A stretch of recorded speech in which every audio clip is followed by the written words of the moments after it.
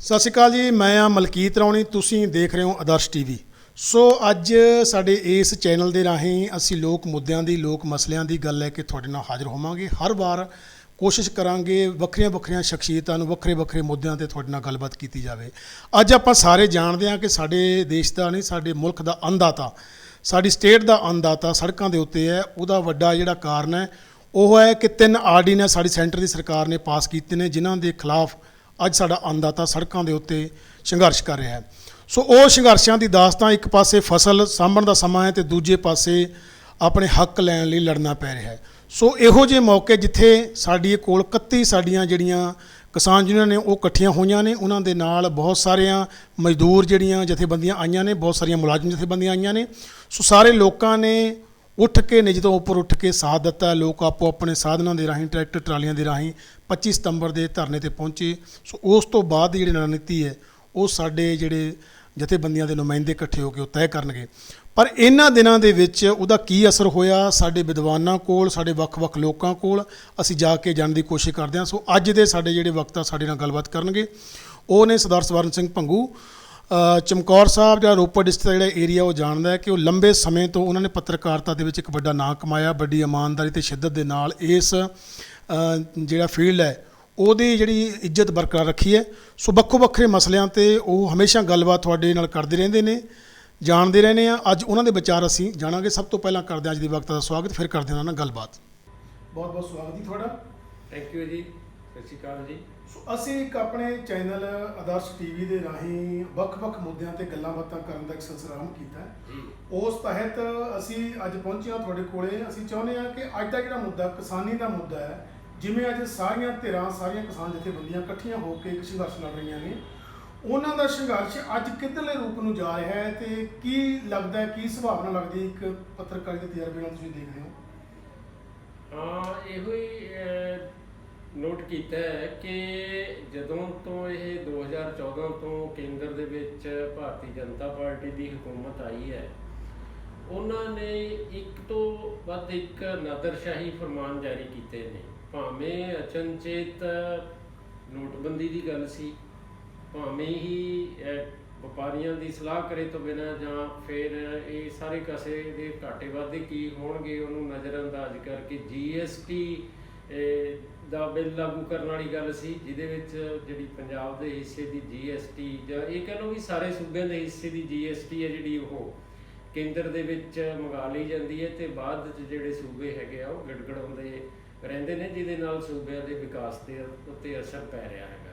ਅਤੇ ਉਸ ਤੋਂ ਬਾਅਦ ਭਾਸ਼ਾ ਦੇ ਸੰਬੰਧ ਦੇ ਵਿੱਚ ਵੀ ਕਾਨੂੰਨ ਜਾਰੀ ਕੀਤਾ ਹੈ, ਜਾਂ ਵਿੱਦਿਅਕ ਨੀਤੀ ਦੇ ਸੰਬੰਧ ਦੇ ਵਿੱਚ ਵੀ ਕੁਛ ਇਸ ਤਰ੍ਹਾਂ ਦਾ ਕਾਨੂੰਨ ਜਾਰੀ ਕੀਤਾ ਹੈ, ਅਤੇ ਜਿਹਦੇ ਨਾਲ ਖੇਤਰੀ ਭਾਸ਼ਾਵਾਂ ਹੈਗੀਆਂ ਜਿਹੜੀਆਂ ਉਹ ਪ੍ਰਭਾਵਿਤ ਹੋਣਗੀਆਂ।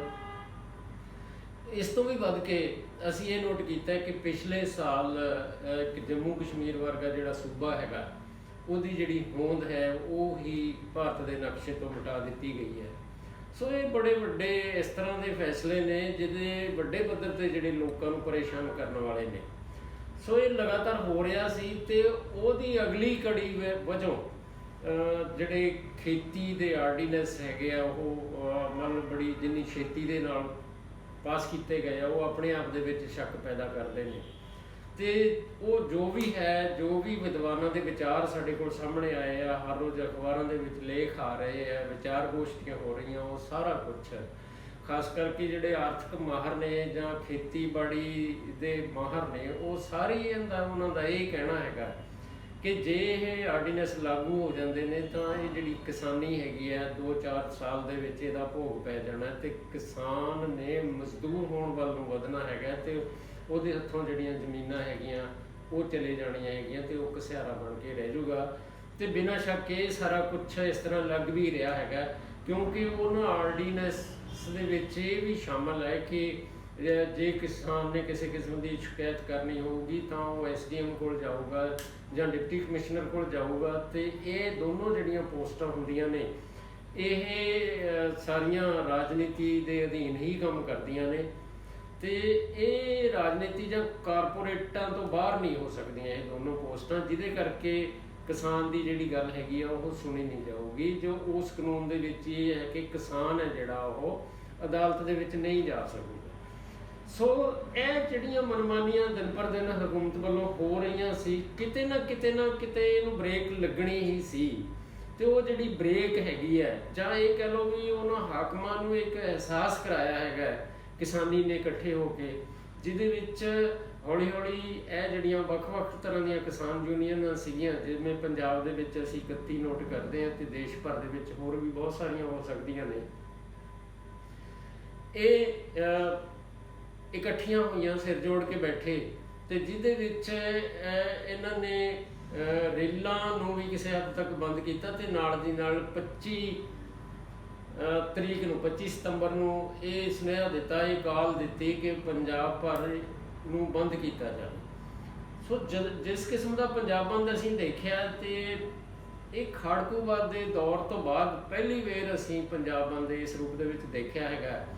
ਤੇ ਸੱਚਮੁੱਚ ਪੰਜਾਬ ਬੰਦ ਦੇ ਨਾਲ ਇੱਕ ਸੁਨੇਹਾ ਵੀ ਗਿਆ ਹੈਗਾ ਕੇਂਦਰੀ ਹਾਕਮਾਂ ਨੂੰ ਕਿ ਜਿਵੇਂ ਅਸੀਂ ਸੋਚ ਲੈਂਦੇ ਹਾਂ ਉਸ ਤਰ੍ਹਾਂ ਸਾਡੀਆਂ ਮਨਮਾਨੀਆਂ ਨਹੀਂ ਚੱਲਣੀਆਂ, ਤੇ ਸਾਨੂੰ ਅਗਲੇ ਕਾਨੂੰਨ ਪਾਸ ਕਰਨ ਤੋਂ ਪਹਿਲਾਂ ਸੋਚਣਾ ਪਊਗਾ। ਸੋ ਇਹ ਜਿਹੜਾ ਸੁਨੇਹਾ ਬਹੁਤ ਖੂਬਸੂਰਤ ਗਿਆ, ਬਹੁਤ ਵਧੀਆ ਗਿਆ ਹੈਗਾ। ਤੇ ਸਾਰੇ ਜਿਹੜੇ ਖਾਸ ਕਰਕੇ ਬਹੁਤ ਸਾਰੇ ਜਿਹੜੇ ਲੋਕਾਂ ਨੇ, ਦੁਕਾਨਦਾਰਾਂ ਨੇ ਵੀ ਸਾਥ ਦਿੱਤਾ, ਕਿਉਂਕਿ ਇਹ ਧਾਰਨਾ ਹੈਗੀ ਆ ਹਰੇਕ ਦੀ, ਚਾਹੇ ਖੇਤੀ ਕਰ ਰਿਹਾ ਹੈਗਾ ਕੋਈ, ਚਾਹੇ ਨਹੀਂ ਵੀ ਕਰ ਰਿਹਾ, ਉਹਨਾਂ ਨੂੰ ਇਹ ਲੱਗਦਾ ਕਿ ਖੇਤੀਬਾੜੀ ਹੀ ਇੱਕ ਇਹੋ ਜਿਹਾ ਮਤਲਬ ਸਾਡੀ ਉਪਜ ਦਾ ਸਾਧਨ ਹੈਗਾ ਜਿਹਦੇ ਨਾਲ ਸਮੁੱਚੀ ਮਾਰਕੀਟ ਚੱਲਦੀ ਹੈਗੀ ਆ। ਚਾਹੇ ਕੋਈ ਕਿਸੇ ਕਿਸਮ ਦਾ ਵੀ ਕੋਈ ਵਰਗ ਹੈਗਾ, ਉਹ ਸਾਰਾ ਖੇਤੀ ਤੇ ਨਿਰਭਰ ਕਰਦਾ ਹੈ, ਜਿਹਦੇ ਕਰਕੇ ਉਹ ਸਾਰਿਆਂ ਦੀ ਜਿਹੜੀ ਸਹਿਮਤੀ ਸੀਗੀ ਉਸ 25 ਸਤੰਬਰ ਦੇ ਬੰਦ ਦੇ ਨਾਲ ਸੀਗੀ, ਜਿਹਦੇ ਕਰਕੇ ਇਹ ਬੰਦ ਇੰਨਾ ਸਫਲ। ਇੱਕ ਇਹਦੇ 'ਚ ਹੋਰ ਦੇਖਣ ਨੂੰ ਗੱਲ ਜਿਹੜੀ ਬੜੀ ਵੱਡੀ ਮਿਲਦੀ ਹੈ ਕਿ ਅੱਜ ਉਸ ਵੇਲੇ ਬਿੱਲ ਲਿਆਂਦੇ ਗਏ, ਬਿੱਲ ਉਸ ਵੇਲੇ ਲੋਕ ਸਭਾ 'ਚ, ਫਿਰ ਰਾਜ ਸਭਾ 'ਚ, ਫਿਰ ਰਾਸ਼ਟਰਪਤੀ ਕੋਲ ਪੇਸ਼ ਕੀਤੇ ਗਏ, ਜਿਹੜਾ ਟਾਈਮ ਕਿਸਾਨਾਂ ਦੇ ਫਸਲਾਂ ਕੱਟਣ ਦਾ ਟਾਈਮ ਸੀ। ਤੁਹਾਨੂੰ ਇਹ ਨਹੀਂ ਲੱਗਦਾ ਕਿ ਹਾਕਮ ਇੱਥੇ ਵੀ ਕਿਤੇ ਨਾ ਕਿਤੇ ਚਤਰਾਈ ਵਰਤਦਾ? ਉਹਨੂੰ ਲੱਗਦਾ ਹੈ ਕਿ ਜਿਹੜੀ ਇਹ ਕਿਸਾਨੀ ਹੈ, ਕਿਉਂਕਿ ਵੱਡਾ ਮਸਲਾ ਹੈ, ਵੱਡੀ ਗਿਣਤੀ 'ਚ ਨੇ ਕਿਸਾਨ ਸਾਡੇ ਮੁਲਕ ਦੇ ਵਿੱਚ, ਵੱਡਾ ਜਿਹੜਾ ਸੈਕਟਰ ਆ ਉਹ ਖੇਤੀਬਾੜੀ ਨਾਲ ਜੁੜਿਆ ਹੋਇਆ ਹੈ, ਕਿ ਜਦੋਂ ਇਹ ਆਪਣੀਆਂ ਫਸਲਾਂ ਸਾਂਭਣ ਵੱਲ ਹੋਣਗੇ ਤਾਂ ਇਹ ਕੋਈ ਵੱਡੀ ਐਜੀਟੇਸ਼ਨ ਨਹੀਂ ਕਰ ਸਕਦੇ। ਇੱਥੇ ਵੀ ਕੋਈ ਤੁਹਾਨੂੰ ਲੱਗਦਾ? ਨਹੀਂ, ਮੈਨੂੰ ਇੱਥੇ ਇਸ ਤਰ੍ਹਾਂ ਨਹੀਂ ਲੱਗਦਾ, ਕਿਉਂਕਿ ਸਾਡਾ ਜਿਹੜਾ ਹਾਕਮ ਹੈ ਇਸ ਵੇਲੇ ਦੇਸ਼ ਦਾ, ਉਹਨੂੰ ਇਹ ਲੱਗਦਾ ਹੈ ਕਿ ਸਾਡੇ ਕੋਲ ਬਹੁਤ ਗਿਣਤੀ ਹੈਗੀ ਹੈ, ਇਸ ਕਰਕੇ ਸਾਡੇ ਮੂਹਰੇ ਕੋਈ ਅੜ ਨਹੀਂ ਸਕਦਾ, ਅਸੀਂ ਕਿਸੇ ਕਿਸਮ ਦੇ ਵੀ ਕਾਨੂੰਨ ਪਾਸ ਕਰੀਏ, ਸਾਨੂੰ ਕੋਈ ਰੋਕ ਟੋਕ ਨਹੀਂ ਸਕਦਾ। ਤੁਸੀਂ ਨੋਟ ਕਰੋ ਕਿ ਜਦੋਂ ਕਰੋਨਾ ਦੇ ਨਾਂ 'ਤੇ ਭਾਰਤ ਬੰਦ ਕੀਤਾ ਗਿਆ ਹੈਗਾ ਮਾਰਚ ਦੇ ਵਿੱਚ, ਤੇ ਉਦੋਂ ਵੀ ਸਾਡੇ ਸਾਹਮਣੇ ਕਣਕ ਦੀ ਫਸਲ ਸੀਗੀ, ਤੇ ਕਰੋਨਾ ਦੇ ਵਿੱਚ ਹੀ, ਲੋਕਡਾਊਨ ਦੇ ਵਿੱਚ ਹੀ ਲੋਕਾਂ ਨੇ ਉਹ ਫਸਲ ਸਾਂਭੀ ਹੈ। ਜੇ ਹਾਕਮ ਸਾਡੇ ਸਿਆਣੇ ਹੋਣ ਜਾਂ ਕੋਈ ਦੂਰਅੰਦੇਸ਼ੀ ਦੇ ਨਾਲ ਫੈਸਲਾ ਲੈਣ ਵਾਲੇ ਹੋਣ ਤਾਂ ਉਹ ਸਾਰਾ ਵੀ ਮਤਲਬ ਧਿਆਨ 'ਚ ਰੱਖ ਕੇ ਫੈਸਲਾ ਲਿਆ ਜਾਂਦਾ। ਤੇ ਹੁਣ ਵੀ ਜਿਹੜਾ ਹੈਗਾ ਇਹ ਐਡੀ ਗੱਲ ਨਹੀਂ, ਕੋਈ ਇਹ ਹਾਕਮ ਡਰਨ ਵਾਲੇ ਨਹੀਂ ਹੈਗੇ ਕਿ ਕੋਈ ਇਹ ਸਾਰਾ ਗਿਣਤੀਆਂ ਮਿਣਤੀਆਂ ਕਰਨਗੇ ਕਿ ਕਿਸ ਮੌਕੇ ਅਸੀਂ ਇਹ ਫੈਸਲਾ ਲੈਣਾ, ਕਿਸ ਮੌਕੇ ਨਹੀਂ ਲੈਣਾ। ਦੇਖੋ, ਇੱਕ ਗੱਲ ਹੋਰ ਜਿਹੜੀ ਦੇਖਣ 'ਚ ਆਉਂਦੀ ਹੈ ਕਿ ਜਿਵੇਂ ਸਾਡੀਆਂ ਕਿਸਾਨ ਜਥੇਬੰਦੀਆਂ ਇਸ ਮਸਲੇ 'ਤੇ ਇਕੱਠੀਆਂ ਹੋਈਆਂ, ਉਹਨਾਂ ਦੇ ਨਾਲ ਮਜ਼ਦੂਰ ਜਥੇਬੰਦੀਆਂ ਵੀ ਆਈਆਂ, ਮੁਲਾਜ਼ਮ ਜਥੇਬੰਦੀਆਂ ਆਈਆਂ, ਹੋਰ ਬਹੁਤ ਸਾਰੇ ਲੋਕ ਆਏ ਨੇ। ਇਹੋ ਜਿਹੇ ਸਮਿਆਂ ਦੇ ਵਿੱਚ ਜਿਹੜੀ ਰਾਜਨੀਤੀ ਹੈ, ਪੰਜਾਬ ਦੀ ਰਾਜਨੀਤਿਕ ਧਿਰਾਂ ਨੇ, ਚਾਹੇ ਉਹ ਸਾਡੀ ਕਾਂਗਰਸ ਸਰਕਾਰ ਹੋਵੇ ਜਿਹਦੀ ਸਰਕਾਰ ਇਸ ਮੌਕੇ ਪੰਜਾਬ ਦੇ ਵਿੱਚ, ਅਕਾਲੀ ਸਰਕਾਰ ਹੋਵੇ, ਆਮ ਆਦਮੀ ਪਾਰਟੀ ਹੋਵੇ, ਜਾਂ ਦੂਜੀਆਂ ਰਾਜਨੀਤਿਕ ਧਿਰਾਂ ਹੋਣ, ਉਹਨਾਂ ਦਾ ਤੁਹਾਨੂੰ ਰੋਲ ਕਿਹੋ ਜਿਹਾ ਨਜ਼ਰ ਆਉਂਦਾ ਇੱਥੇ? ਦੇਖੋ, ਇਹ ਜਿਹੜੀਆਂ ਵੋਟ ਸਿਆਸਤ ਵਿੱਚ ਕੋਈ ਵੀ ਪਾਰਟੀ ਹਿੱਸਾ ਲੈਂਦੀ ਹੈ, ਇਹਨਾਂ ਨੇ ਤਾਂ ਆਪਣੀ ਵੋਟ ਸਿਆਸਤ ਦੇਖਣੀ ਹੈ, ਇਹਨਾਂ ਨੇ ਤਾਂ ਇਹ ਦੇਖਣਾ ਕਿ ਕਿਸ ਢੰਗ ਦੇ ਨਾਲ ਮੌਕਾ ਪ੍ਰਸਤੀ ਕਰਕੇ ਆਪਣੇ ਵੋਟਰਾਂ ਨੂੰ ਭਰਮਾ ਸਕਦੇ ਨੇ। ਸੋ ਇਹ ਸਾਰੀਆਂ ਪਰਖੇ ਹੋਏ ਲੋਕ ਨੇ ਜਿਹੜੇ ਸਮੇਂ-ਸਮੇਂ 'ਤੇ ਇਹਨਾਂ ਨੇ ਲੋਕਾਂ ਨੂੰ ਧੋਖਾ ਦਿੱਤਾ ਹੈਗਾ। ਸੋ ਇਹ ਸਾਰੇ ਕਾਸੇ ਦੇ ਵਿੱਚ ਸ਼ੁਭ ਸ਼ਗਨ ਇਹੋ ਹੀ ਹੈਗਾ ਕਿ ਕਿਸਾਨ ਯੂਨੀਅਨਾਂ ਇਕੱਠੀਆਂ ਹੋਈਆਂ, ਤੇ ਜਦੋਂ ਇਹ 3 ਆਰਡੀਨੈਂਸ ਜਿਹੜੇ ਹੈਗੇ ਆ ਕਿਸਾਨਾਂ ਦੇ ਸੰਬੰਧ 'ਚ ਪਾਸ ਹੋਏ, ਉਸ ਤੋਂ ਹੀ ਅਗਲੇ ਦਿਨ ਮਜ਼ਦੂਰਾਂ ਦੇ ਸੰਬੰਧ ਦੇ ਵਿੱਚ ਵੀ ਬਿੱਲ ਪਾਸ ਹੋਇਆ, ਤੇ ਜਿਹਦੇ ਕਰਕੇ ਇਹ ਸੀ ਕਿ ਉਹ ਮਜ਼ਦੂਰੀ ਦਾ ਕੋਈ 8 ਘੰਟੇ, ਹਾਲਾਂਕਿ ਜਿਹੜੀ 8 ਘੰਟੇ ਮਜ਼ਦੂਰੀ ਹੁੰਦੀ ਸੀ ਉਹਦੇ ਲਈ ਬੜਾ ਇਤਿਹਾਸ ਹੈ ਕੁਰਬਾਨੀਆਂ ਦਾ, ਤੇ ਉਹਨੂੰ ਵੀ ਇਹ ਸਾਡੇ ਅੱਜ ਦੇ ਹਾਕਮ ਧੋਣ ਲੱਗੇ ਹੈ, ਤੇ ਉਹ ਸਮਾਂ ਜਿਹੜਾ ਮਜ਼ਦੂਰੀ ਦਾ ਉਹ ਵੀ ਵਧਣ ਦੀ ਉਹਦੇ ਵਿੱਚ ਗੱਲ ਹੈਗੀ ਹੈ। ਤੇ ਨਾਲ ਦੀ ਨਾਲ ਇਹ ਗੱਲ ਵੀ ਹੈ ਕਿ ਜੇ ਕੋਈ ਸਨਅਤਕਾਰ, ਕੋਈ ਫੈਕਟਰੀ ਦਾ ਮਾਲਕ ਮਜ਼ਦੂਰਾਂ ਨੂੰ ਮਤਲਬ ਕੱਢਦਾ ਹੈਗਾ ਆਪਣੀ ਫੈਕਟਰੀ ਦੇ ਵਿੱਚੋਂ ਤਾਂ ਕਾਨੂੰਨ ਉਹਦੀ ਮਦਦ ਕਰਦਾ ਹੈਗਾ, ਮਜ਼ਦੂਰਾਂ ਦੇ ਨਾਲ ਕਾਨੂੰਨ ਨਹੀਂ ਖੜਦਾ। ਹੁਣ ਜਦੋਂ ਕਿਸਾਨ ਇਹ ਲੜ ਰਹੇ ਨੇ ਤਾਂ ਮੈਂ ਇਹ ਮਹਿਸੂਸ ਕਰਦਾ ਕਿ ਬਿਨਾਂ ਸ਼ੱਕ ਅੱਜ ਕਿਸਾਨ ਸਿੱਧੇ ਤੌਰ 'ਤੇ ਕਿਸਾਨਾਂ ਨੇ ਨੋਟ ਕੀਤਾ ਹੈ ਕਿ ਉਹ ਪ੍ਰਭਾਵਿਤ ਹੋਣਗੇ, ਪਰ ਕਿਸਾਨ ਸੰਘਰਸ਼ ਨੂੰ ਇਹ ਹੋਰ ਵੀ ਆਪਣਾ ਜਿਹੜਾ ਘੇਰਾ ਹੈਗਾ ਉਹ ਵਧਾਉਣਾ ਚਾਹੀਦਾ। ਘੇਰਾ ਵਧਾਉਣ ਦੇ ਲਈ ਮਜ਼ਦੂਰ ਵੀ ਇਹਦੇ ਵਿੱਚ ਸ਼ਾਮਲ ਕਰਨੇ ਚਾਹੀਦੇ ਆ ਅਤੇ ਨਾਲ ਦੀ ਨਾਲ ਮੁਲਾਜ਼ਮ ਵੀ ਇਹਦੇ ਵਿੱਚ ਸ਼ਾਮਲ ਕਰਨੇ ਚਾਹੀਦੇ ਆ। ਅਤੇ ਸਭ ਤੋਂ ਵੱਡੀ ਗੱਲ ਇਹ ਹੈਗੀ ਹੈ ਕਿ ਕਿਸੇ ਕਿਸਮ ਦਾ ਸੌੜਾਪਣ ਛੱਡ ਕੇ ਇਹ ਜਿਹੜਾ ਏਕਤਾ ਕਿਸਾਨ ਯੂਨੀਅਨਾਂ ਦਿਖਾ ਰਹੀਆਂ ਇਹਨੂੰ ਚਿਰ ਸਥਾਈ ਬਣਾਉਣ ਦੀ ਲੋੜ ਹੈਗੀ ਹੈ। ਅਤੇ ਸਮੁੱਚੀਆਂ ਜਿਹੜੀਆਂ ਕਿਸਾਨ ਜਥੇਬੰਦੀਆਂ ਹੈਗੀਆਂ, ਕੋਸ਼ਿਸ਼ ਇਹ ਹੋਵੇ ਕਿ ਕੋਈ ਇਹਨਾਂ ਦੀ ਕੋਈ ਇੱਕ ਇਸ ਤਰ੍ਹਾਂ ਦੀ ਕਮੇਟੀ ਹੋਵੇ ਜਿਹੜੀ ਇਹ ਸਾਰੇ ਕਾਸੇ ਨੂੰ ਰਿਮੋਟ ਕਰੇ ਅਤੇ ਸਾਰੇ ਕਾਸੇ ਨੂੰ ਦਿਸ਼ਾ ਨਿਰਦੇਸ਼ ਦੇਵੇ ਅਤੇ ਬਾਕੀ ਸਾਰੇ ਜਿਹੜੇ ਲੋਕ ਹੈਗੇ ਉਹਨੂੰ ਉਸ ਕਮੇਟੀ ਨੂੰ ਸਮਰਥਨ ਕਰਨ, ਸਾਥ ਦੇਣ ਉਹਦਾ। ਬਿਲਕੁਲ ਸਹੀ ਗੱਲ ਹੈ ਜੀ। ਇਹ ਲੰਬੇ ਸਮੇਂ ਤੋਂ ਬਾਅਦ ਜਿਹੜੀਆਂ ਸਾਡੀਆਂ ਕਿਸਾਨ ਜਥੇਬੰਦੀਆਂ ਨੇ ਇਹਨਾਂ ਨੇ ਇੱਕ ਏਕਾ ਦਿਖਾਇਆ ਹੈ, ਇੱਕ ਮੁੱਦੇ 'ਤੇ ਆ ਕੇ, ਇੱਕ ਝੰਡੇ ਥੱਲੇ ਆ ਕੇ ਲੜਨ ਲਈ ਇਕੱਠੀਆਂ ਹੋਈਆਂ ਨੇ। ਸੋ ਇਹਨੂੰ ਚਿਰ ਸਥਾਈ ਬਣਾਉਣ ਦੀ ਲੋੜ ਹੈ ਅਤੇ ਇਹਦੇ ਨਾਲ ਜਿਹੜੀ ਸਾਡੀ ਕਮੇਟੀ ਬਣਦੀ ਹੈ, ਮੈਨੂੰ ਲੱਗਦਾ ਹੈ ਕਿ ਸਾਡੀ ਇੱਕ ਜਿਹੜੀ ਰਾਜਨੀਤਿਕ ਸਮਝ ਹੈ ਉਹਨੂੰ ਹੋਰ ਤਿੱਖਾ ਕਰਨ ਦੀ ਲੋੜ ਹੈ, ਕਿਉਂਕਿ ਜ਼ਾਲਮਾਂ ਨੇ, ਸਰਕਾਰਾਂ ਨੇ ਹਮੇਸ਼ਾ ਜ਼ਬਰ ਕਰਨ ਵਾਲੇ ਲੋਕਾਂ ਨੇ ਤਰ੍ਹਾਂ ਤਰ੍ਹਾਂ ਦੀਆਂ ਚਾਲਾਂ ਚੱਲ ਕੇ ਹਮੇਸ਼ਾ ਏਕਤਾ ਨੂੰ ਭੰਗ ਕਰਨ ਦੀ ਕੋਸ਼ਿਸ਼ ਕੀਤੀ ਹੈ। ਸੋ ਹੋ ਸਕਦਾ ਹੈ ਸਾਡੇ ਵੀ ਜਿਹੜੀਆਂ ਰਾਜਨੀਤਿਕ ਪਾਰਟੀਆਂ ਉਹ ਕਿਸੇ ਤਰੀਕੇ ਨਾਲ ਨਿਭਾਉਣ ਅਤੇ ਸਾਡੇ ਇਹਨਾਂ ਕਿਸਾਨਾਂ ਦੇ ਸੰਘਰਸ਼ ਨੂੰ ਮੱਠਾ ਪਾਉਣ ਦੀ ਕੋਸ਼ਿਸ਼ ਕਰਨਗੀਆਂ। ਸੋ ਇਹਨਾਂ ਤੋਂ ਬਚਣ ਦੀ ਲੋੜ ਹੈ ਜੀ। ਸੋ ਤੁਸੀਂ ਹੋਰ ਕੁਛ ਇਹਦੇ ਬਾਰੇ ਕੀ ਕਹਿਣਾ ਚਾਹੁੰਦੇ ਹੋ ਜੀ? ਹੋਰ ਮੈਂ ਇਹੋ ਹੀ ਕਹਿਣਾ ਚਾਹੁੰਦਾ ਹਾਂ ਕਿ ਇਹ ਸਾਡੇ ਦੇਸ਼ ਦਾ ਇਹ ਮੰਦਾ ਭਾਗ ਹੈਗਾ ਕਿ ਮੌਜੂਦਾ ਜਿਹੜੇ ਹੁਕਮਰਾਨ ਨੇ ਇਹਨਾਂ ਨੇ ਸਾਡੇ ਜਿਹੜੀਆਂ ਬਹੁਤ ਸਾਰੇ ਇੰਸਟੀਟਿਊਸ਼ਨ, ਸੰਸਥਾਵਾਂ ਸੀਗੀਆਂ ਜਿਨ੍ਹਾਂ ਨੂੰ ਅਸੀਂ ਕੁਛ ਇਸ ਤਰ੍ਹਾਂ ਦੀਆਂ ਸੰਸਥਾਵਾਂ ਸਮਝਦੇ ਸੀ ਜਿਹਦੇ 'ਚ ਲੋਕਾਂ ਨੂੰ ਇਹ ਉਮੀਦ ਹੁੰਦੀ ਸੀ ਕਿ ਇੱਥੋਂ ਸਾਨੂੰ ਇਨਸਾਫ ਮਿਲ ਸਕਦਾ ਹੈਗਾ। ਸੋ CBI ਵਰਗੀਆਂ ਸੰਸਥਾਵਾਂ ਆਪਣੇ ਹੱਥ ਠੋਕੇ ਬਣਾ ਲਈਆਂ ਅਤੇ ਇੱਥੋਂ ਤੱਕ ਵੀ ਮੈਂ ਦਾਅਵੇ ਨਾਲ ਕਹਿ ਸਕਦਾ ਕਿ ਕਿਸੇ ਹੱਦ ਤੱਕ ਜਿਹੜੀ ਸੁਪਰੀਮ ਕੋਰਟ, ਜਿਹੜੀ ਅਦਾਲਤਾਂ ਦਾ ਜਿਹੜਾ ਤਾਣਾ ਬਾਣਾ ਹੈਗਾ ਉਹ ਵੀ ਇਹਨਾਂ ਨੇ ਭੰਨ ਕੇ ਰੱਖਤਾ, ਉਹ ਵੀ ਆਪਣੇ ਅਧੀਨ ਕਰ ਲਿਆ। ਅਤੇ ਜਿਵੇਂ ਅਸੀਂ ਇਹ ਸਾਰਾ ਕੁਛ ਨੋਟ ਕਰਦੇ ਹੈਗੇ ਕਿ ਬਾਬਰੀ ਮਸਜਿਦ ਵਾਲਾ ਜਿਹੜਾ ਰਾਮ ਮੰਦਰ ਵਾਲਾ ਮਸਲਾ ਸੀ ਉਹ ਵੀ ਅਦਾਲਤ ਤੋਂ ਆਪਣੇ ਪੱਖ ਦੇ ਵਿੱਚ ਕਰਾਇਆ ਗਿਆ। ਅਤੇ ਇੱਕ ਜਿਹੜੀ ਸਾਡੀ ਇੱਕ ਇਤਿਹਾਸਕ ਧਰੋਹਰ ਸੀਗੀ ਬਾਬਰੀ ਮਸਜਿਦ, ਉਹਨੂੰ ਮਲੀਆਮੇਟ ਕੀਤਾ ਗਿਆ, ਉੱਥੇ ਮੰਦਰ ਉਸਾਰਨ ਦੀ ਸਾਰੀ ਜਿਹੜੀ ਗੱਲ ਉਹ ਤਾਂ ਬਾਅਦ 'ਚ ਹੋਈ ਹੈ। ਅਤੇ ਅੱਜ ਹੀ ਉਹਦੇ 'ਚ ਇੱਕ ਨਵਾਂ ਜਿਹੜਾ ਕਿ ਸਾਨੂੰ ਤਾਂ ਕੋਈ ਜੱਗੋਂ ਤੇਰਵੀਂ ਨਹੀਂ ਲੱਗਦੀ, ਕਿਉਂਕਿ ਇਸ ਵਿਵਸਥਾ ਦੇ ਵਿੱਚ ਖਾਸ ਕਰਕੇ ਜਿਹੜੀ ਮੈਂ ਗੱਲ ਕਰ ਰਿਹਾ 2014 ਤੋਂ ਜਿਹੜੀ ਸਰਕਾਰ ਆਈ ਹੈ ਉਹਦੇ ਹੁੰਦੇ ਸੁੰਦੇ ਜਦੋਂ ਸਾਰੀਆਂ ਸੰਸਥਾਵਾਂ ਭੰਨ ਦਿੱਤੀਆਂ ਗਈਆਂ, ਇਹ ਆਸ ਹੀ ਕੀਤੀ ਜਾ ਸਕਦੀ ਸੀ। ਅੱਜ ਹੀ ਇੱਕ ਫੈਸਲਾ ਆਇਆ ਹੈ ਕਿ ਉਹ ਬਾਬਰੀ ਮਸਜਿਦ ਢਾਉਣ ਵਾਲੇ ਸੀ ਜਿਹੜੇ ਸਾਰੇ ਦੇ ਸਾਰੇ ਬਰੀ ਕਰ ਦਿੱਤੇ ਗਏ ਨੇ। ਸੋ ਅਸੀਂ ਸਾਰੇ ਬਹੁਤ ਹੀ ਇੱਕ ਬੁਰੇ ਦੌਰ ਦੇ ਵਿੱਚ ਦੀ ਲੰਘ ਰਹੇ ਹਾਂ ਅਤੇ ਸਾਨੂੰ ਇਹ ਸਾਰਾ ਕੁਛ ਦੇਖਣਾ ਪੈ ਰਿਹਾ ਹੈ। ਚਾਹੇ ਇਸ ਮੁਲਕ ਦੇ ਵਿੱਚ ਧਾਰਾ 370 ਦੀ ਗੱਲ ਕਰੀਏ, ਚਾਹੇ ਬਾਬਰੀ ਮਸਜਿਦ ਵਾਲੇ ਮਸਲੇ ਦੀ ਗੱਲ ਕਰੀਏ, 3 ਤਲਾਕ ਦੀ ਗੱਲ ਕਰੀਏ ਜਾਂ ਹੋਰ ਵੀ ਕਿਹਨਾਂ ਬਿੱਲਾਂ ਦੀ ਗੱਲ ਕਰੀਏ, ਤਾਂ ਸਰਕਾਰ ਨੇ ਪੂਰੀ ਮੁਸ਼ਤੈਦੀ ਦੇ ਨਾਲ, ਪੂਰੀ ਜ਼ਬਰਦਸਤੀ ਦੇ ਨਾਲ ਆਪਣਾ ਜਿਵੇਂ ਇਹਨੂੰ ਜ਼ਿੰਦਗੀ ਦਾ ਫਲਸਫਾ ਸਮਝਦੇ ਹੋਏ ਇਹ ਸਾਰੀ ਚੀਜ਼ਾਂ ਲਾਗੂ ਕੀਤੀਆਂ। ਇੱਥੇ ਲੋਕਾਂ ਦੇ ਕਿਸੇ ਰੋਹ ਦੀ, ਕਿਸੇ ਰੋਸ ਦੀ ਪਰਵਾਹ ਨਹੀਂ ਕੀਤੀ। ਸੋ ਇਹ ਤੋਂ ਵੱਡੀ ਤਾਨਾਸ਼ਾਹੀ ਹੋਰ ਕੋਈ ਨਹੀਂ ਹੋ ਸਕਦੀ। ਸੋ ਵੱਡੀ ਗੱਲ ਜਿਹੜੀ ਅੱਜ ਗੱਲ ਕਰਦੇ ਹਾਂ, ਸਾਨੂੰ ਗੱਲ ਨਿਕਲੀ ਹੈ ਕਿ ਜਦੋਂ ਇਹ ਬਿੱਲ ਲਾਗੂ ਹੋ ਜਾਂਦੇ ਨੇ, ਇਹ ਅਮਲ ਦੇ ਵਿੱਚ ਆ ਜਾਂਦੇ ਨੇ, ਤਾਂ ਉਦੋਂ ਤੁਹਾਡੇ ਕੋਲ ਕਿਸੇ ਕਿਸਾਨ ਕੋਲ, ਕਿਸੇ ਮਜ਼ਦੂਰ ਕੋਲ, ਜਿਹਨੂੰ ਲੋਕਤੰਤਰ ਕਿਹਾ ਜਾਂਦਾ ਹੈ ਕਿ ਲੋਕਤੰਤਰ ਦਾ ਰਾਜ ਹੈ, ਜਿੱਥੇ ਇਹ ਕਿਹਾ ਜਾਂਦਾ ਕਿ ਕਿਸੇ ਦੇ ਨਾਲ ਕੋਈ ਧੱਕਾ ਨਹੀਂ ਹੁੰਦਾ, ਸੋ ਤੁਸੀਂ ਕਿਸੇ ਅਦਾਲਤ ਦਾ ਬੂਹਾ ਨਹੀਂ ਖੜਕਾ ਸਕਦੇ। ਤੁਹਾਡੇ ਕੋਲ ਸਿਰਫ SDM ਰਹਿ ਜਾਂਦਾ, ਜਿਹੜੀ ਰਾਜਨੀਤਿਕ ਪਾਰਟੀਆਂ ਜਾਂ ਜਿਹੜੀਆਂ ਕਾਰਪੋਰੇਟ ਘਰਾਣੇ ਜਿਨ੍ਹਾਂ ਨੂੰ ਪ੍ਰਭਾਵਿਤ ਕਰਦੇ ਨੇ। ਸੋ ਇਹੋ ਜਿਹੇ ਸਮਿਆਂ ਦੇ ਵਿੱਚ ਤੁਹਾਨੂੰ ਲੱਗਦਾ ਨਹੀਂ ਕਿ ਜਦੋਂ ਮਜ਼ਦੂਰਾਂ ਅਤੇ ਕਿਸਾਨਾਂ 'ਤੇ ਕੋਈ ਜ਼ੁਲਮ ਹੋਊਗਾ, ਕੋਈ ਸੁਣਵਾਈ ਨਹੀਂ ਹੋਊਗੀ, ਤਾਂ ਸਮਾਜ ਵਿੱਚ ਅਰਾਜਕਤਾ ਫੈਲੂ? ਹਾਂ, ਇਹਦੇ 'ਚ ਕੋਈ ਸ਼ੱਕ ਨਹੀਂ। ਜਿਵੇਂ ਜਿਸ ਦਿਸ਼ਾ ਵੱਲ ਨੂੰ ਇਹ ਸਾਰਾ ਕੁਛ ਚੱਲ ਰਿਹਾ ਹੈਗਾ, ਇਹਦੇ ਵਿੱਚੋਂ ਅਰਾਜਕਤਾ ਤੋਂ ਵੀ ਵੱਧ ਕੇ ਮੈਨੂੰ ਇਹ ਲੱਗਦਾ ਹੈਗਾ ਕਿ ਜਿਵੇਂ ਅੱਜ ਸਮੇਂ ਨੇ ਕਿਸਾਨ ਯੂਨੀਅਨਾਂ ਇਕੱਠੀਆਂ ਕੀਤੀਆਂ, ਉਸੇ ਤਰ੍ਹਾਂ ਸਮਾਂ ਵੱਡੇ ਪੱਧਰ 'ਤੇ ਜਿਹੜੀ ਲੋਕਾਂ ਦੀ ਲਾਮਬੰਦੀ ਕਰੂਗਾ।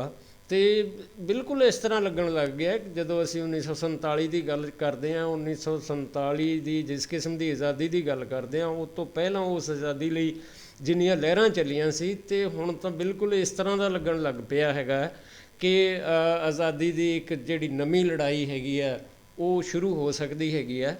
ਸੋ ਇਹਦੇ 'ਚ ਜਿਵੇਂ ਤੁਸੀਂ ਪਹਿਲਾਂ ਇੱਕ ਸ਼ਬਦ ਵਰਤਿਆ ਸੀਗਾ ਕਿ ਕੋਈ ਇਸ ਤਰ੍ਹਾਂ ਦੀ ਗੜਬੜ ਚੌਥ ਹੋ ਸਕਦੀ ਹੈ, ਮੈਨੂੰ ਲੱਗਦਾ ਇਹ ਨਹੀਂ, ਸਗੋਂ ਜਿਹੜੀਆਂ ਉਹ ਧਿਰਾਂ ਜਿਹੜਾ ਆਪਣੇ ਜਿਉਂਦੇ ਹੋਣ ਦਾ ਸਬੂਤ ਦੇ ਰਹੀਆਂ ਨੇ, ਜਿਹੜੀਆਂ ਹੱਕ ਅਤੇ ਸੱਚ ਜਾਂ ਇਨਸਾਫ ਦੇ ਲਈ ਲੜ ਰਹੀਆਂ ਨੇ, ਉਹ ਜ਼ਰੂਰ ਲਾਮਬੰਦ ਹੋਣਗੀਆਂ। ਅਤੇ ਇਹਦੇ 'ਚ ਇਹ ਹੋਣਾ ਵੀ ਪਊਗਾ। ਅਸੀਂ ਜਦੋਂ ਉਹ ਸਾਰੀਆਂ ਗੱਲਾਂ ਕਰਦੇ ਆ, ਉਹਨਾਂ ਲੋਕਾਂ 'ਤੇ ਜ਼ੁਲਮ ਹੋਇਆ, ਉਹ ਸ਼ਹੀਦ ਹੋਏ ਨੇ, ਅਤੇ ਬਿਲਕੁਲ ਮੈਨੂੰ ਤਾਂ ਇਹ ਲੱਗਦਾ ਕਿ ਭਾਰਤ ਦਾ ਜਿਹੜਾ ਸਮਾਜ ਹੈਗਾ ਉਹ ਇਸ ਦੌਰ ਦੇ ਉੱਤੇ ਪਹੁੰਚ ਗਿਆ ਕਿ ਨਵੇਂ ਇਤਿਹਾਸ ਲਿਖੇ ਜਾਣਗੇ।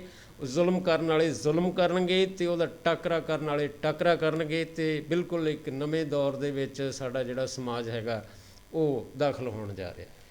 ਵੈਸੇ ਤਾਂ ਜੀ ਹਰ ਸਮੇਂ ਦੇ ਵਿੱਚ ਜਦੋਂ ਕੋਈ ਸੰਘਰਸ਼ ਹੋਇਆ, ਜਦੋਂ ਕੋਈ ਲਹਿਰ ਉੱਠੀ ਹੈ, ਤਾਂ ਉਹਨਾਂ ਦੇ ਖਿਲਾਫ ਵੀ ਕੁਛ ਲੋਕਾਂ ਦੇ ਵਿੱਚੋਂ ਹੀ ਕੁਛ ਲੋਕ ਇਹੋ ਜਿਹੇ ਹੁੰਦੇ ਨੇ ਜਿਹੜੇ ਦੂਜੇ ਪਾਸੇ ਭੁਗਤਦੇ ਨੇ। ਸੋ ਕੱਲ੍ਹ ਚੰਡੀਗੜ੍ਹ ਦੇ ਵਿੱਚ ਭਾਜਪਾ ਨੇ ਇੱਕ ਵੱਡੀ ਰੈਲੀ ਕੀਤੀ ਹੈ, ਜਿਹਦੀ ਰੈਲੀ ਨੂੰ ਨਾਂ ਦਿੱਤਾ ਗਿਆ ਕਿ ਕਿਸਾਨਾਂ ਦੀ ਰੈਲੀ ਹੈ, ਜਿਹੜੀ ਇਹ ਕਿਸਾਨਾਂ ਦੇ ਹੱਕ ਦੀ ਰੈਲੀ ਹੈ, ਜਿਹਦੇ ਵਿੱਚ ਇਹ ਸਿੱਧ ਕਰਨ ਦੀ ਕੋਸ਼ਿਸ਼ ਕੀਤੀ ਗਈ ਹੈ ਕਿ ਜਿਹੜਾ ਇਹ 3 ਆਰਡੀਨੈਂਸ ਪਾਸ ਹੋਏ ਨੇ ਇਹ ਕਿਸਾਨਾਂ ਦੇ ਹੱਕ ਵਿੱਚ ਨੇ।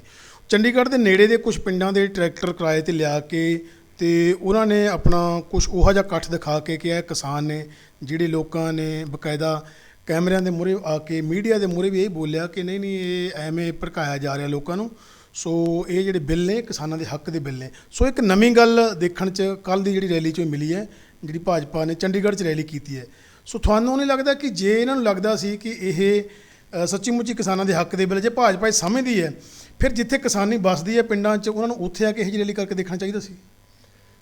ਮੇਰਾ ਖਿਆਲ ਇਹ ਵੀ ਕੋਈ ਇਸ ਤਰ੍ਹਾਂ ਦੀ ਗੱਲ ਨਹੀਂ ਕਿ ਪਹਿਲਾਂ ਇਸ ਤਰ੍ਹਾਂ ਦਾ ਨਹੀਂ ਹੋਇਆ, ਕਿਉਂਕਿ ਹੁਕਮਰਾਨਾਂ ਦੀ ਹਮੇਸ਼ਾ ਇਹ ਕੋਸ਼ਿਸ਼ ਹੁੰਦੀ ਹੈ, ਅਤੇ ਸਾਡੀ ਸਮਾਜ ਦੇ ਵਿੱਚ ਇਹੋ ਜਿਹੇ ਲੋਕ ਹੁੰਦੇ ਵੀ ਹੈਗੇ ਜਿਹੜੇ ਲਾਲਚ ਵਸ ਜਾਂ ਕਿਸੇ ਕਿਸਮ ਦੀ ਕੋਈ ਜਿਹੜਾ ਰਾਜਸੀ ਕੇਕ ਖਾਣ ਦੀ ਲਾਲਸਾ ਵਸ ਉਹ ਜਿਹੜੀ ਆ ਸੱਤਾਧਾਰੀ ਧਿਰਾਂ ਵੱਲ ਝੁਕਦੇ ਨੇ, ਅਤੇ ਉਹ ਸੜਕਾਂ 'ਤੇ ਆ ਕੇ ਇਸ ਤਰ੍ਹਾਂ ਦੀਆਂ ਗੱਲਾਂ ਕਰਦੇ ਨੇ। ਇਹ 1947 ਦੇ ਵਿੱਚ ਵੀ ਹੁੰਦਾ ਰਿਹਾ, ਜਦੋਂ ਅੰਗਰੇਜ਼ ਜ਼ੁਲਮ ਕਰਦੇ ਸੀ, ਅਤੇ ਜਿਹੜੇ ਟੋਡੀ ਕਿਸਮ ਦਾ ਲਾਣਾ ਸੀਗਾ, ਜਿਹੜੇ ਉਹਨਾਂ ਦੇ ਚਾਪਲੂਸ ਸੀਗੇ, ਉਹ ਕਹਿੰਦੇ ਹੁੰਦੇ ਸੀ ਨਹੀਂ ਅੰਗਰੇਜ਼ ਚੰਗੇ ਨੇ। ਸੋ ਇਹ ਕੋਈ ਇਹ ਤੋਂ ਘਬਰਾਉਣ ਦੀ ਗੱਲ ਨਹੀਂ, ਇਹ ਹੋਊਗਾ, ਕਿਉਂਕਿ ਇਹ ਚਾਪਲੂਸ ਕਿਸਮ ਦੇ ਲੋਕ ਜਾਂ ਗੁਰਬਤ ਦੇ ਮਾਰੇ ਹੋਏ ਲੋਕ। ਅਤੇ ਆਪਾਂ ਇਹ ਕਹਿ ਹੀ ਸਕਦੇ ਹਾਂ ਕਿ ਹਿੰਦੁਸਤਾਨ ਦੇ ਵਿੱਚ ਜਦੋਂ ਇਹ ਵੋਟ ਰਾਜ ਦੀ ਗੱਲ ਕੀਤੀ ਹੈ, ਅਤੇ ਵੋਟਰਾਂ ਦੇ ਵਿੱਚ ਜਿਹੜੀ ਸਿਆਣਪ ਹੈਗੀ ਹੈ, ਸਾਨੂੰ ਪਤਾ ਜੇ ਵੋਟਰਾਂ ਦੇ ਵਿੱਚ ਸਿਆਣਪ ਹੁੰਦੀ ਤਾਂ ਇਸ ਤਰ੍ਹਾਂ ਦੇ ਲੋਕ ਹੀ ਸੱਤਾ ਦੇ ਵਿੱਚ ਆ ਜਾਂਦੇ, ਜਿਨ੍ਹਾਂ ਲੋਕਾਂ ਨੂੰ ਅਸੀਂ ਦੂਸਰੇ ਵਿਸ਼ਵ ਯੁੱਧ ਦੇ ਜਿਹੜੇ ਖਲਨਾਇਕ ਹੈ ਉਹਨਾਂ ਦੇ ਨਾਲ ਮੇਲ ਕੇ ਦੇਖਦੇ ਹੈਗੇ ਹਾਂ। ਸੋ ਇਹ ਮਤਲਬ ਆਪਾਂ ਕਹਿ ਸਕਦੇ ਹੈਗੇ ਹਾਂ ਕਿ ਲੋਕਾਂ ਦਾ ਜਿਹੜਾ ਵੱਡਾ ਹਿੱਸਾ ਹੈ ਉਹ ਸਿਆਣਪ ਤੋਂ ਕੋਰਾ ਹੈ। ਸੋ ਸਿਆਣਪ ਤੋਂ ਕੋਰੇ ਲੋਕ ਹੈ ਜਿਹੜੇ ਉਹ ਇਹਨਾਂ ਦੇ ਸਮੂਹ ਬਣ ਸਕਦੇ ਨੇ, ਇਹਨਾਂ ਦੀ ਗੱਲ ਕਰ ਸਕਦੇ ਨੇ, ਉਹਨਾਂ ਤੋਂ ਘਬਰਾਉਣ ਦੀ ਲੋੜ ਨਹੀਂ। ਉਹ ਭੀੜਾਂ ਨੇ, ਅਤੇ ਇੱਧਰਲੇ ਪਾਸੇ ਇੱਕ ਜਿਹੜੇ ਸੰਘਰਸ਼ਸ਼ੀਲ ਲੋਕ ਨੇ ਉਹ ਬੜੀ ਸਮਝਦਾਰੀ ਨਾਲ ਸੰਘਰਸ਼ ਕਰਦੇ ਨੇ, ਅਤੇ ਬਿਲਕੁਲ ਉਹਨਾਂ ਦੇ ਸਾਹਮਣੇ ਕੋਈ ਭਵਿੱਖ ਦੇ ਸੁਪਨੇ ਹੁੰਦੇ ਨੇ, ਜਦੋਂ ਕਿ ਭੀੜ ਦੇ ਮੂਹਰੇ ਤਾਂ ਕੋਈ ਸੁਪਨਾ ਹੁੰਦਾ ਹੀ ਨਹੀਂ। ਇੱਕ ਆਖਰੀ ਸਵਾਲ ਤੁਹਾਨੂੰ ਕਰਨਾ ਜੀ। ਦੇਖੋ ਅੱਜ ਤਕਨੀਕ ਦਾ ਯੁੱਗ ਕਿਹਾ ਜਾਂਦਾ ਹੈ, ਵਿਗਿਆਨ ਦਾ ਯੁੱਗ ਕਿਹਾ ਜਾਂਦਾ ਹੈ, ਅਸੀਂ 2020 ਦੇ ਵਿੱਚ ਜਿਉਂ ਰਹੇ ਹਾਂ, 2021 ਚੜ੍ਹਨ ਵਾਲਾ ਹੈ। ਸੋ ਇਹਨਾਂ ਸਾਲਾਂ ਦੇ ਵਿੱਚ ਤਕਨੀਕ ਸਾਡੇ ਕੋਲ ਆ, ਸਾਡੇ ਹੱਥਾਂ ਦੇ ਵਿੱਚ ਕੰਪਿਊਟਰ ਹੈ, ਹੱਥਾਂ ਦੇ ਵਿੱਚ ਮੋਬਾਈਲ ਹੈ। ਕੋਈ ਵੀ ਚੀਜ਼ ਦੁਨੀਆ ਦੇ ਕਿਸੇ ਕੋਨੇ 'ਤੇ ਵਾਪਰਦੀ ਹੈ, ਬਹੁਤ ਜਲਦੀ ਸਾਰੀ ਦੁਨੀਆ ਦੇ ਵਿੱਚ ਉਹਦਾ ਰਿਐਕਸ਼ਨ ਉਹ ਫੈਲ ਜਾਂਦੀ ਹੈ ਕਿ ਫਲਾਣੀ ਜਗ੍ਹਾ 'ਤੇ ਆਹ ਗੱਲਬਾਤ ਹੋਈ। ਸੋ ਇਹੋ ਜਿਹੇ ਮੌਕਿਆਂ ਦੇ ਵਿੱਚ ਰਾਜਨੀਤਿਕ ਪਾਰਟੀਆਂ ਆਪਾਂ ਲੋਕਾਂ ਨੂੰ ਭਰਮਾਉਣ ਦੇ ਕੰਮ ਕਰਦੀਆਂ। ਇੱਕ ਪਾਸੇ ਪੂਰੇ ਦੁਨੀਆ ਦੇ ਵਿੱਚ ਜਿੱਥੇ ਪੰਜਾਬੀ ਵੱਸਦੇ ਨੇ ਉਹਨਾਂ ਦੀ ਆਵਾਜ਼ ਹੈ ਕਿ ਪੰਜਾਬ ਦਾ ਕਿਸਾਨ ਬਚਾਇਆ ਜਾਣਾ ਚਾਹੀਦਾ। ਬਾਹਰਲੇ ਮੁਲਕਾਂ 'ਚ ਵੀ ਲੋਕਾਂ ਨੇ ਪ੍ਰੋਟੈਸਟ ਕੀਤਾ, ਵਿਰੋਧ ਕੀਤਾ। ਪਰ ਜਿਹੜੀਆਂ ਸਾਡੀਆਂ ਰਾਜਨੀਤਿਕ ਪਾਰਟੀਆਂ ਨੇ ਉਹਨਾਂ ਦੇ ਝਾਂਸੇ 'ਚ ਜਿਹੜੇ ਲੋਕ ਆਉਂਦੇ ਨੇ, ਤੁਸੀਂ ਹੁਣੇ ਗੱਲ ਤਾਂ ਕੀਤੀ ਗੁਰਬਤ ਦੀ, ਪਰ ਜਿਹੜੇ ਲੋਕ ਝਾਂਸੇ 'ਚ ਆਉਂਦੇ ਨੇ, ਮੈਨੂੰ ਤੁਹਾਨੂੰ ਐਂ ਨਹੀਂ ਲੱਗਦਾ ਕਿ ਕਮਿਊਨੀਕੇਸ਼ਨ ਇੰਨਾ ਹੋਣ ਦੇ ਬਾਵਜੂਦ ਵੀ ਲੋਕ ਅਸਲੀ ਗੱਲ ਨੂੰ ਫੜ ਨਹੀਂ ਪਾਉਂਦੇ? ਜਿਹੜੀ ਲੋਕਾਂ ਨੇ ਝਲਕ ਹੁਣ ਦੇਖੀ ਹੈਗੀ ਹੈ, ਜਿਹੜੀ ਭਾਰਤੀ ਕਿਸਾਨ ਯੂਨੀਅਨ ਦੇ ਝੰਡੇ ਥੱਲੇ ਜਾਂ ਉਹ 31 ਜਿਹੜੀਆਂ ਜਥੇਬੰਦੀਆਂ ਉਹਨਾਂ ਦੇ ਥੱਲੇ ਜਿਹੜੀ ਝਲਕ ਦੇਖੀ ਹੈ, ਉਹ ਪਹਿਲੀ ਵਾਰ ਦੇਖ ਰਹੇ ਹਾਂ ਬੜੇ ਲੰਮੇ ਅਰਸੇ ਪਿੱਛੋਂ। ਅਤੇ ਦੂਸਰੇ ਪਾਸੇ ਜਿਹੜੀਆਂ ਇਹ ਵੱਖ-ਵੱਖ ਜਿਹੜੀਆਂ ਰਾਜਸੀ ਪਾਰਟੀਆਂ ਹੈਗੀਆਂ, ਇਹਨਾਂ ਦੇ ਥੱਲੇ ਬਹੁਤ ਲੋਕ ਪਹਿਲਾਂ ਤੋਂ ਇਹ ਗੱਲ 'ਤੇ ਲੱਗੇ ਹੋਏ ਆ। ਤੁਸੀਂ ਇੱਕ ਗੱਲ ਦਾ ਅੰਦਾਜ਼ਾ ਲਾਓ, ਅੱਜ ਅਸੀਂ ਇਹ ਕਹਿ ਸਕਦੇ ਹਾਂ ਅਕਾਲੀ ਦਲ ਜਿਸ ਕਿਸਮ ਦਾ ਹੈਗਾ, ਜਿਹਨੂੰ ਅਸੀਂ ਦਲ ਦਾ ਨਾਮ ਵੀ ਦੇ ਦਿੰਦੇ ਹੈਗੇ ਹਾਂ, ਉਹ ਸਾਡੇ ਸਾਹਮਣੇ ਹੈ। ਪਰ ਇਹਦੇ ਬਾਵਜੂਦ ਜਿਹੜਾ ਸਧਾਰਨ ਲੋਕ ਹੈ ਉਹ ਤਾਂ ਇਸ ਰੂਪ ਦੇ ਵਿੱਚ ਇਹਨੂੰ ਦੇਖਦੇ ਨੇ ਕਿ ਕੋਈ ਧਰਮ ਦੇ ਨਾਲ ਕੋਈ ਅਕਾਲੀ ਪਾਰਟੀ ਹੈਗੀ ਹੈ ਅਤੇ ਵੋਟ ਅਸੀਂ ਤੱਕੜੀ ਨੂੰ ਇਹ ਪਾਉਣੀ ਹੈਗੀ ਹੈ। ਸੋ ਇਸ ਤਰ੍ਹਾਂ ਦੀ ਅਨਪੜ੍ਹਤਾ ਜਿਹੜੀ ਅਗਿਆਨਤਾ ਹੈਗੀ ਹੈ ਪਈ ਹੈ। ਅਤੇ ਬਿਨਾਂ ਸ਼ੱਕ ਮੈਨੂੰ ਇਹ ਲੱਗਦਾ ਤੁਸੀਂ ਜਿਸ ਕਾਡਰ ਦੀ ਗੱਲ ਕਰਦੇ ਹੋ ਜਿਹੜਾ ਇਹਨਾਂ ਪਾਰਟੀਆਂ ਦੇ ਝੰਡੇ ਥੱਲੇ ਆ ਉਹ ਜ਼ਰੂਰ ਹੀ ਸੁਚੇਤ ਹੋ ਕੇ ਇੱਕ ਦਿਨ ਜਿਹੜੇ ਇਸ ਤਰ੍ਹਾਂ ਦੇ ਜਿਹੜੇ ਹੱਕ ਸੱਚ ਇਨਸਾਫ ਲਈ ਲੜਨ ਵਾਲੇ ਕਾਫਲੇ ਹੈਗੇ ਆ ਇਹਨਾਂ ਦਾ ਹਿੱਸਾ ਬਣੂਗਾ। ਬਹੁਤ ਬਹੁਤ ਮਿਹਰਬਾਨੀ, ਸ਼ੁਕਰੀਆ ਜੀ। ਸੋ ਇਹ ਜਦੋਂ ਅਸੀਂ ਇਹ ਵਿਚਾਰ ਚਰਚਾ ਕਰਦੇ ਹਾਂ ਇਹਦੇ ਵਿੱਚ ਬਹੁਤ ਸਾਰੇ ਸਾਡੇ ਜਿਹੜੇ ਵਿਦਵਾਨ ਸੱਜਣ ਉਹਨਾਂ ਕੋਲ ਹਾਲੇ ਬਹੁਤ ਵੱਡੀ ਉਮੀਦ ਬਾਕੀ ਹੈ ਉਹਨਾਂ ਲੋਕਾਂ ਲਈ ਕਿ ਜਿਹੜੇ ਲੋਕ ਹਾਲੇ ਇਹਨਾਂ ਲੋਕ ਮਸਲਿਆਂ ਨੂੰ ਨਹੀਂ ਸਮਝਦੇ ਅਤੇ ਹਾਲੇ ਵੀ ਸੰਘਰਸ਼ਾਂ ਦਾ ਝੰਡਾ ਨਹੀਂ ਚੁੱਕਦੇ। ਸੋ ਦੇਰ ਸਵੇਰ ਜ਼ਰੂਰ ਇੱਕ ਨਾ ਇੱਕ ਦਿਨ ਉਹਨਾਂ ਝੰਡੇ ਥੱਲੇ ਆਉਣਾ ਹੈ ਅਤੇ ਇਹ ਸਮਾਜਿਕ ਤਬਦੀਲੀ ਦਾ ਆਉਣਾ ਨਿਰਧਾਰਤ ਹੈ। ਸਮਾਂ ਮੰਗ ਕਰਦਾ ਹੈ ਕਿ ਸਮਾਜਿਕ ਤਬਦੀਲੀ ਵੱਡੀ ਹੋਵੇ। ਬਹੁਤ ਬਹੁਤ ਮਿਹਰਬਾਨੀ, ਸ਼ੁਕਰੀਆ। ਅਗਲੀ ਵਾਰ ਫਿਰ ਹਾਜ਼ਰ ਹੋਵਾਂਗੇ ਕੋਈ ਨਵਾਂ ਮੁੱਦਾ ਲੈ ਕੇ। Thank you.